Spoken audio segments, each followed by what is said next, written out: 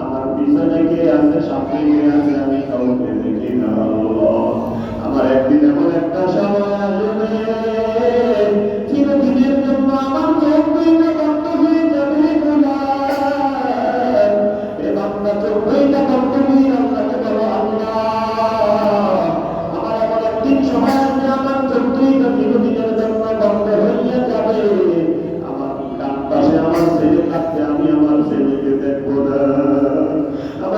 বসে বসে আমার মেয়ে কান্না করবে, মেয়েকে দেখবো না, আমার ঘরে আমার বিবি আমার জন্য কান্না করবে, আমার দেখার শক্তি নাই। ও নবীর উম্মত, নবী কল্পনা করিয়া বলো আল্লাহ, এরপরে আমার জন্য বাস কাটতে দেওয়া হবে, কেউ জঙ্গলে বাস কাটার জন্য চলিয়া যাবে, কেউ বাজারে নতুন কাপড় আনার জন্য তৈরি হয়ে যাবে। ইমাম সাহেবের কাছে এসে বলবে, ইমাম সাহেব আমার বাবা মারা গেছে, আমার ভাই মারা গেছে, জানাজার নামাজ পড়াইতে হবে, আমরা যাই বাজারে কাপড় আনতে যাই, কেউ আবার বড়ই বাজার গরম পানি রেডি করার জন্য রওনা হয়ে যাবে। এরে বান্দা, কেউ আবার জঙ্গলে কবর খনন করার জন্য চলিয়া যাবে। তোমার জন্য কবর রেডি হয়ে গেছে, গরম পানি রেডি হইয়া গেছে। আয় আল্লাহ, আমার জন্য বাজারে কাপড়ের কাপড় রেডি হইয়া গেছে।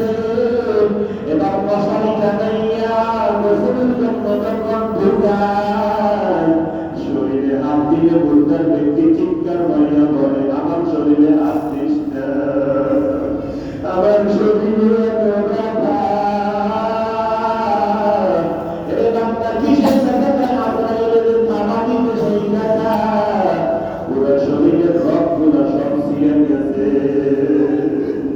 এবার তাকে আদর করিয়া গোসল করাইলেও বড় কষ্ট পায়, বলার আর কোনো শক্তি নাই।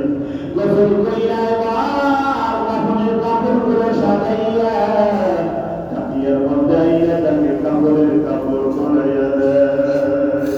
এই বান্দা সাদা জামা লম্বা জামা দুনিয়ায় ভালো লাগে নাই, এবার জীবনের জন্য সাদা জামা লম্বা জামা পরনে বান্দা। আরে বড় আমাদেরকে দেখতে বড় টিটকারা করছো, এবার তুমিও তো লম্বা সুস্থ হইয়া আনন্দ হয়ে গেছো রে বান্দা।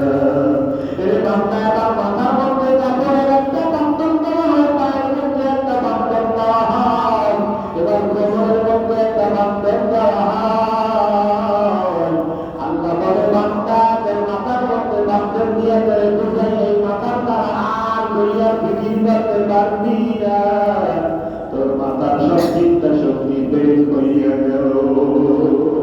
এরে বান্দা, পায়ের মধ্যে বান্ধন দিয়া আল্লাহ বুঝাই, রে বান্দা এই পায়ের দ্বারা আর জীবনে হাঁটতে পারবি না। কত হাইটা হাইটা নামার পানি করছো, কত হাইটা হাইটা